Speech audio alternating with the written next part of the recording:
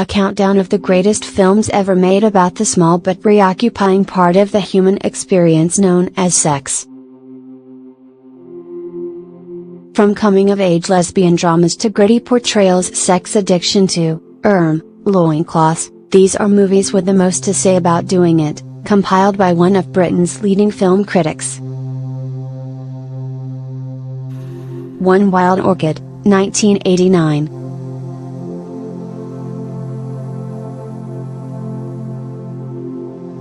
Meet slick corporate titan James Wheeler, Mickey Rourke. He likes helicopters, cars, motorbikes, boardroom takeovers and having complete erotic control over submissive women. He was abused as a child, doesn't like to be touched, and in almost every other way possible he articulates the character template for 50 Shades of Grey's Christian Grey. He even speaks in that same halting, slightly sick-making, so pervy is sexy, yeah, right, prose beloved of and Grey creator L. James.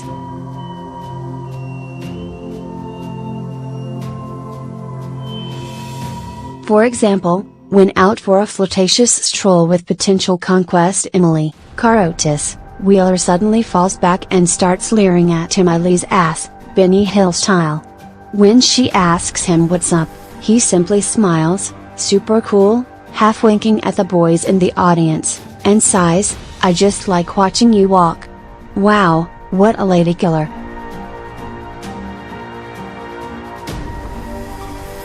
And yet the eerie prescience of Wild Orchid is not what makes it great, or why it is one of the definitive moments in the history of movie sex. No, the film, written and directed by Zalman King, demands our attention because it is the literal, and chronological, high point of 80s Hollywood erotica.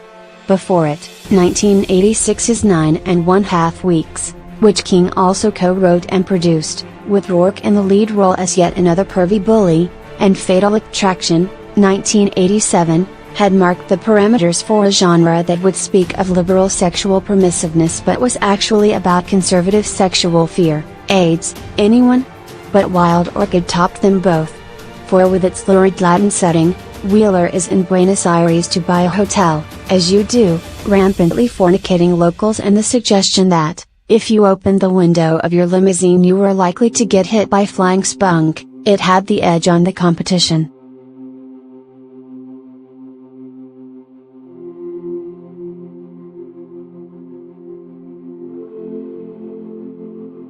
Best of all, it boasts a closing sex scene, Wheeler and Emily in Lotus, shot mostly from above, sparing no blushes, so protracted and explicit it troubled the censors. The film was originally rated X.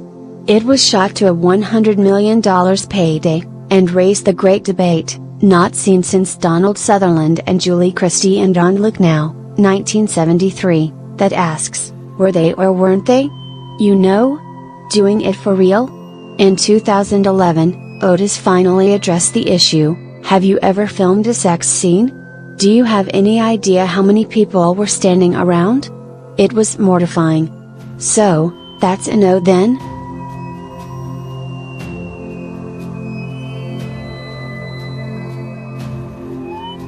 Too Blue is the Warmest Color, 2013.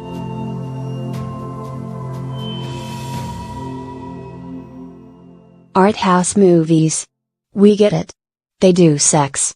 That's their thing. From Swedish nudes in 1953, Summer with Monica, to the butter-based penetration of 1972, Last Tango in Paris, to crazy irascible beachside sessions in 1986, Betty Blue, nothing screams art house more than a smartly directed and gamely acted sex scene. Then came Blue is the Warmest Color.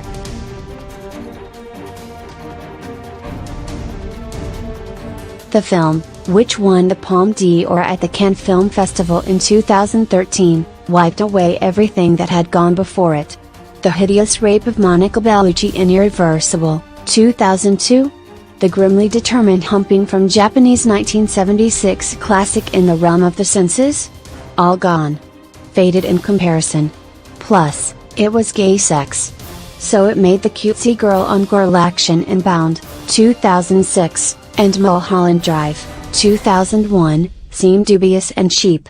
And the boy-on-boy action in Brokeback Mountain, 2005? Just lame.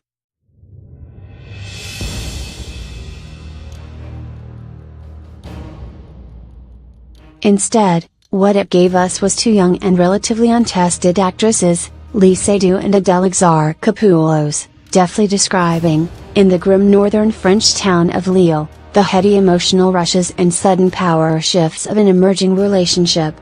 Looks are exchanged, picnics are arranged, kisses are traded, and then everything grinds to a halt at approximately 1 hour and 11 minutes into the movie, when director Kekush and his two lead actresses deliver the type of jaw-to-the-floor sex scene that has subsequently raised the movie sex bar to insane heights of verisimilitude and has pushed the literal definition of simulated to breaking point.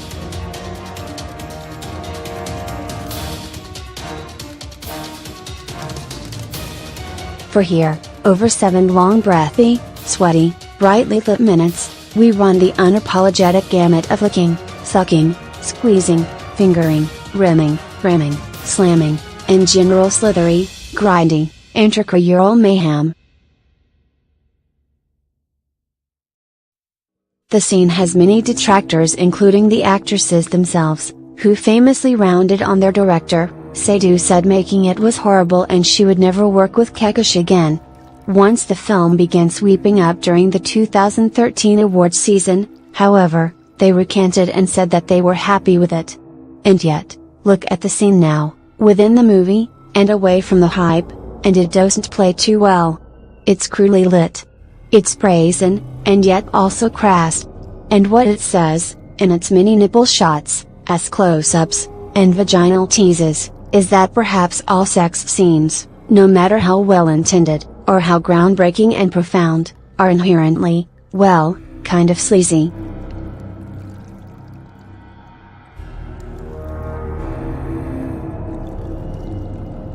Tarzan, the Apeman, 1981.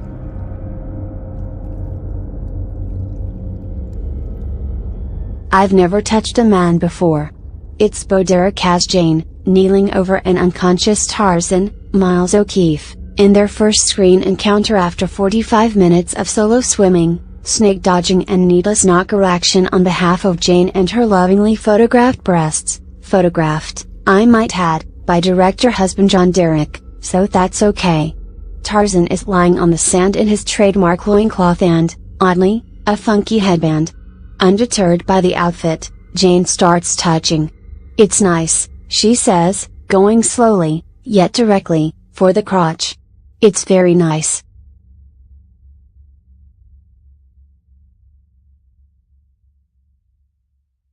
Tarzan, clearly uncomfortable with the whole date rapey vibe, leaps back into action, dragging the movie through a series of strange, breast-based set pieces that climax in a quirky native jungle village, actual location, Sri Lanka.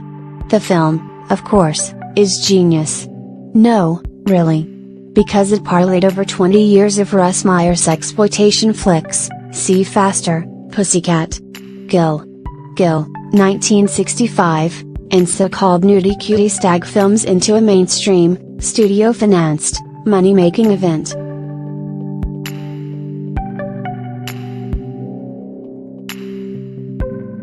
And what an event!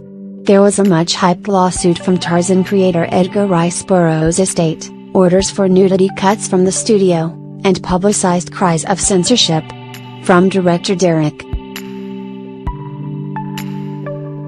The film, which cost about $6 million to make, made $37 million at the box office, equivalent to a blockbuster like The Dark Knight today taking more than $1 billion, and proved that in mainstream cinema the rubric established 40 years previously by Jane Russell in The Outlaw, Scene No. 1, still held true, and was more relevant than ever, namely, tits sell.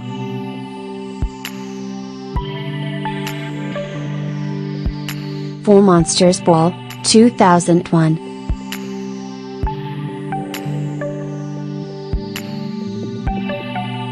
Something happened with sex scenes around the millennium.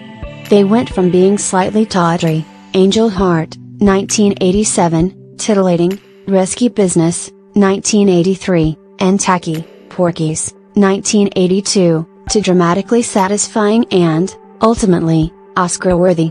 Kate Winslet in 2008's The Reader, Nazi sex, Charlize Theron in 2003's Monster, serial killer lesbian sex, Michelle Williams in 2010's Blue Valentine, Gosling sex, and Maria Bello in A History of Violence, 2005, got a Golden Globe nomination for Dress Up as a Cheerleader, then a bit of rough on the stairs sex.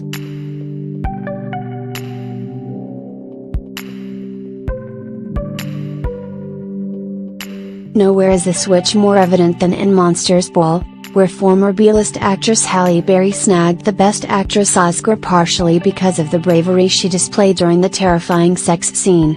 Terrifying because Berry's playing the date from hell against Billy Bob Thornton's straight man. Has a prison guard who meets her in a diner. She's grieving for her dead son. He takes her home. They drink whiskey. She starts blubbing. Thornton puts a nervous hand on her shoulder. I'm not sure what you want me to do," he says, tentatively. Then, wham, she pulls down her top and starts chanting, "Make me feel good. Can you make me feel good?"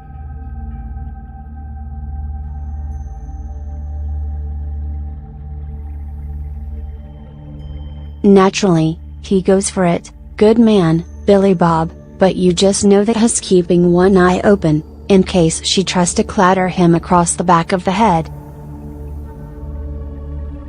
Thus follows 5 minutes of raw therapeutic ramming, artfully intercut with close-ups of hands freeing a birdie from its cage. Hang on.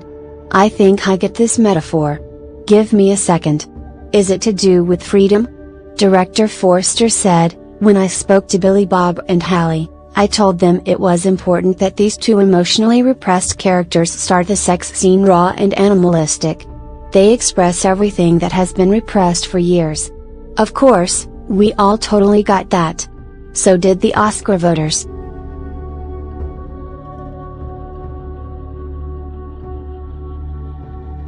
Five Body of Evidence, 1993.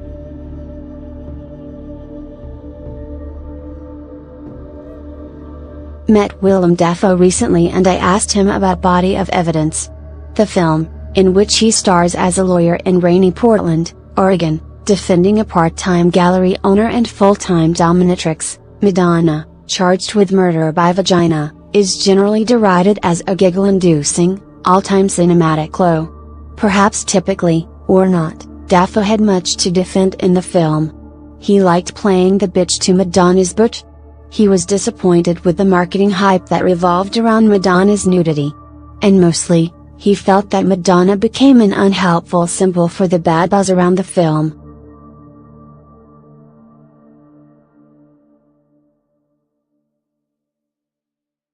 The timing was wrong, and it got presented the wrong way, he said. Because it was essentially an old-fashioned courtroom movie, which I got a kick out of, where I'm almost like the woman's role and she's the man. And in the end, it was one of those cases where the symbol of the movie began to matter more than what the movie actually was, even for those people who hadn't seen it.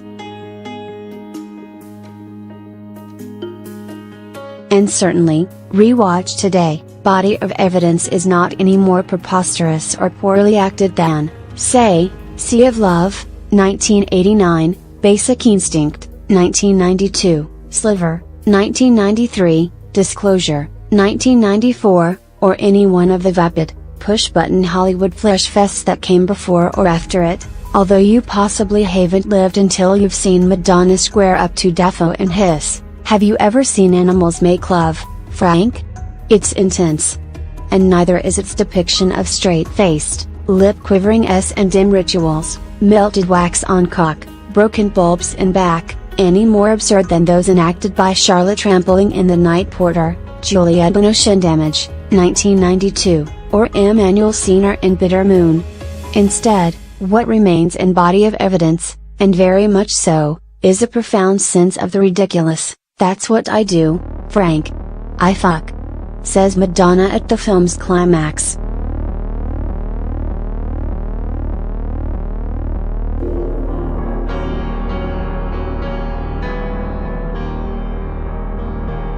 It proves something common to all S&M movies, and all films that take sex very seriously indeed. Yes, that means you, 50 Shades of Grey, is that, sometimes, it behooves all filmmakers to be aware that sex is also, in its essence, never without humor. See number 3.